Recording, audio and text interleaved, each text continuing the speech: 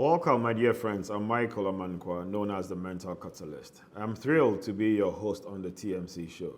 This podcast is your path to empowerment, guiding you to unlock your true purpose and reach your full potential in life. As a mental catalyst, my mission is to inspire, motivate, and help you transform your mindset for personal growth and positive change. So, my mission is to inspire, motivate, and help you transform your mindset for personal growth and positive change.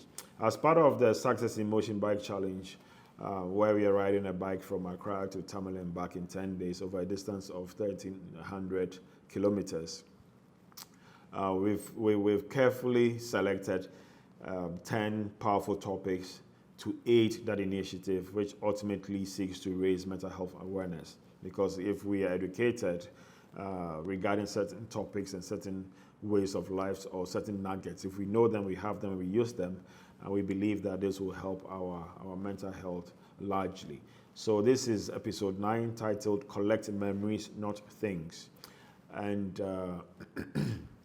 and so far we've gone through I think eight of the episodes. So we started off with purpose and meaning of life. We've gone through wellness, preparation, focus, grit, patience, failure, and now we're on the 9th episode, which is titled Collect Memories. And as I normally do, I will go through the definition of the words or the theme for the episode. And this one is collecting memories, not things. So collecting memories, not things means valuing and treasuring experiences and moments in life more than physical possessions. It's about creating a rich tapestry of meaningful memories rather than focusing on owning stuff. Collect memories, not things. And until 2 years ago, when I turned 50 in March, this thing never made sense to me. I would not even listen to it. I thought it was crap. But after reflections at 50 and thinking about life and looking at what I have ahead of me, this is one of the most valued principles or concepts that I'm living by now, and I've never been in a happier place than before. So we'll talk about it, we'll go through it. And as I normally do, I'll go through a few quotes. So the first quote reads, collect moments, not things. Collect moments, not things. The best things in life aren't things. Deep.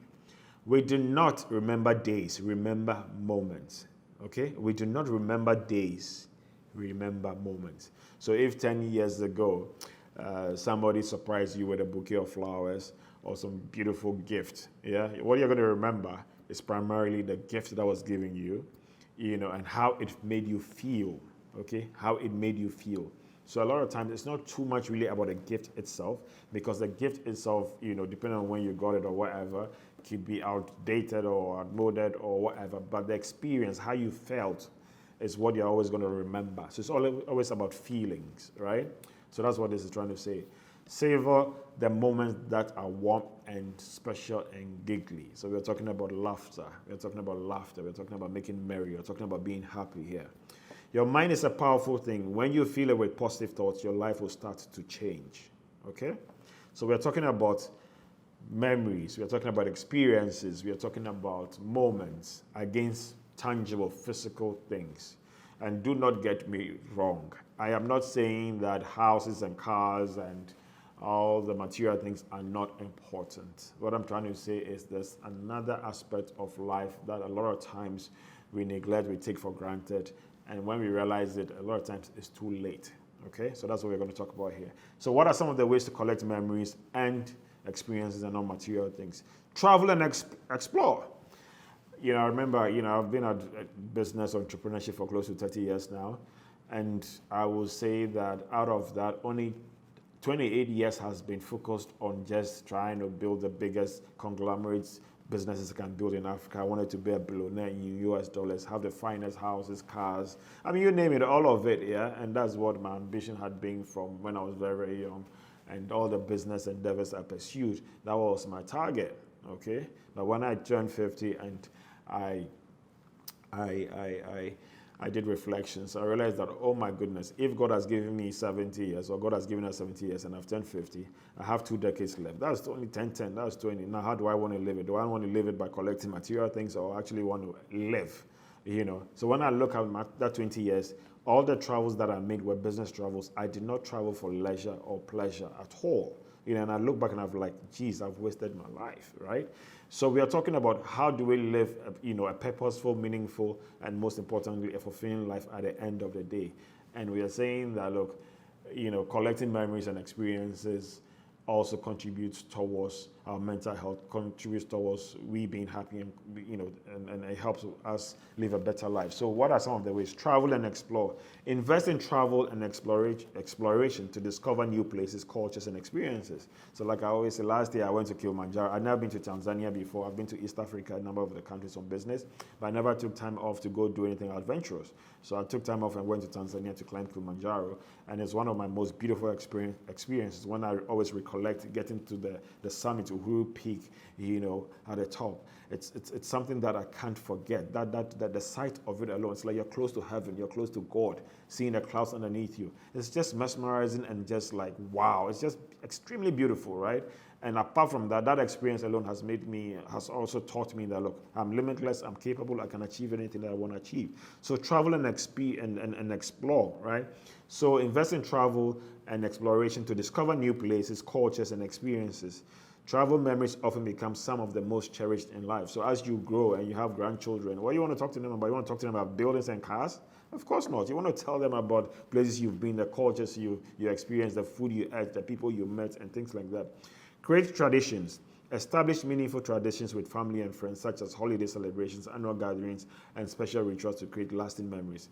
Look, right now everybody's chasing money, everybody's trying to survive, everybody's trying to live, and our generation, we've lost the plot. We don't have intimate relationships with our family members. If we do, it's okay somewhere, but it's not the best. It can be a whole lot better. So what we are saying here is we have to be purposeful and intentional in creating traditions that require us to constantly be in touch with each other, checking on each other, finding out how they're doing, where we can lend support, and all of that. So creating traditions is a way to collect memories and not things. Then record moments. Keep a journal or diary to document your thoughts, emotions, significant events, written memories. I mean, when I did Kilimanjaro, I went there with a GoPro, I went there with my phone, and I captured my emotions, how I was feeling when I was tired, what thoughts were running through my mind, when I saw birds, crows flying, I saw the different vegetations when it started raining and snowing at the same time, all of those things I documented it. And it's stuff that I want to show to my grandchildren, one day I want to show to my mentees all over the place, so it's about documentation.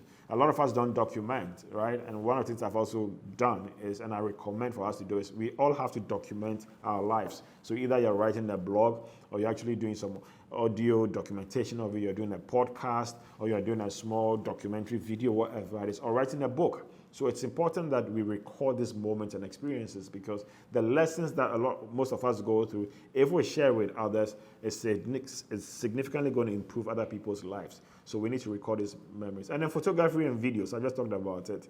Unlike 20, 30 years ago, photography and videos were non-existent, or if they were not as good and all over the place as we have it now. Today, it's so solid that, look, you can capture so much. So let's capture, these moments and experiences through video, audio, and any digital form. Then quality time. Spend quality time with the loved ones. Oh my goodness, this is where some of us have been we dropped the ball, we missed it, we didn't get it. So when our significant others were saying, hey, be my friend, spend time with me and all of those things, we were focused on chasing money and the material things in life.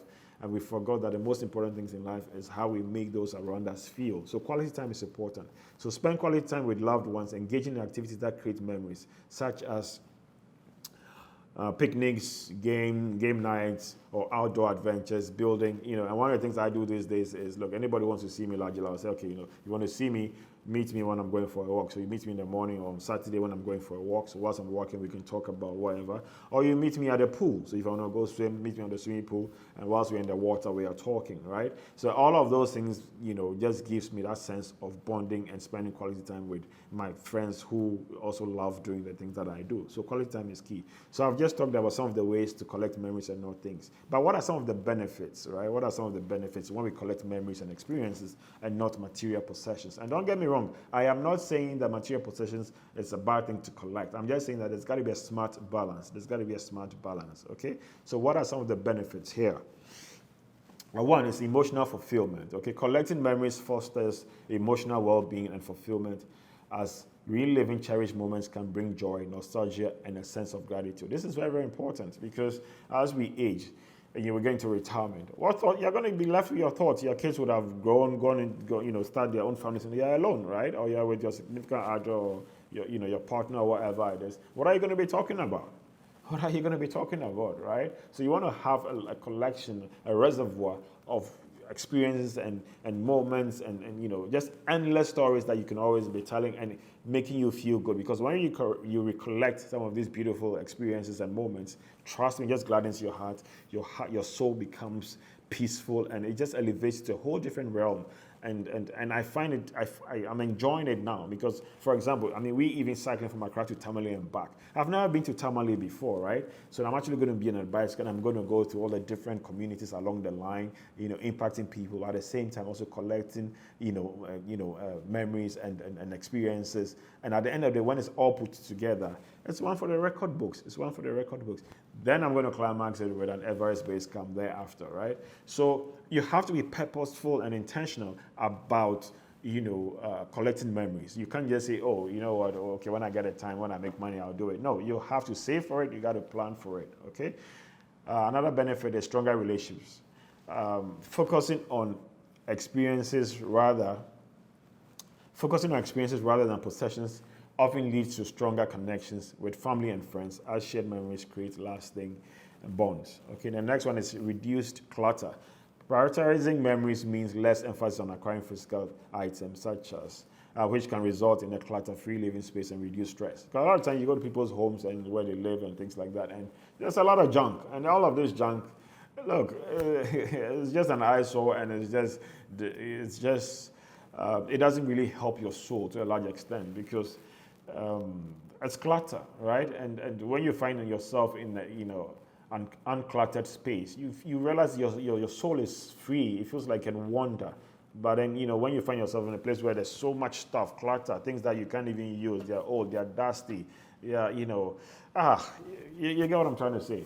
It doesn't help. So let's be smart in the things we collect, and even if we do, we need to know when to give some away, and that's philanthropy and charity. Let's see when we can give things away, but let's be deliberate on minimalistic lifestyle, good quality stuff, and spend our time and resources on living. And when I say living smart. Living smart means that you're living smart for yourself, and you're living smarter for others when it's linked to humanity. So when I see my good friend Julius Richardson, who left a good, powerful job to start teaching kids music, for me, that's one of the most beautiful experiences of my life, where somebody can actually leave the security of a job and go and teach children.